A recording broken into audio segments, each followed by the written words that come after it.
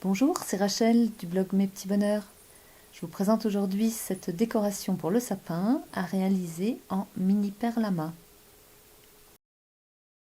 Si vous ne connaissez pas les perles à mât mini, vous verrez qu'elles sont vraiment minuscules par rapport aux perles à mât classiques puisqu'elles font seulement 2,5 mm contre 5 pour les autres. Le fait qu'elles soient si petites permet au dessin d'être beaucoup plus fin, comme cette collection de boules de Noël que j'avais dessiné et présenté sur le blog. Je vous mettrai le lien dans la description de la vidéo si ça vous intéresse de reproduire cette collection. Comme les perles à mât sont très fines, l'idéal pour les manipuler, c'est d'avoir une pince pour pouvoir les poser sur la plaque. On peut aussi les poser avec les doigts, mais quand il va s'agir d'en enlever une, ce sera vraiment très difficile. Vous voyez qu'elles sont perdues au milieu des doigts. Donc on peut les emmener sur la plaque, mais ensuite la pince est quasiment indispensable. Par contre, on peut aussi se servir de cure-dents qui permettent de piquer les perles et ensuite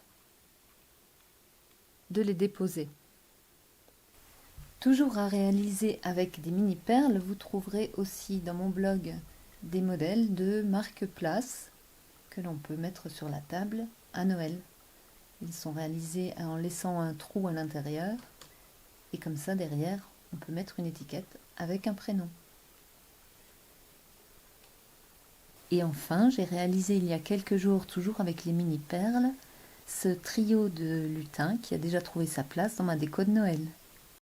Pour en revenir à mes petits sapins, j'ai dessiné chacun d'eux sur une plaque hexagonale qui permet de dessiner une jolie forme. Et j'ai laissé à l'intérieur une forme évidée, donc ici une boule, une étoile ou un sapin, pour pouvoir y suspendre un grelot si on le souhaite. Donc j'ai tout simplement cousu le grelot ici en gardant le fil qui passe derrière pour ensuite faire une boucle.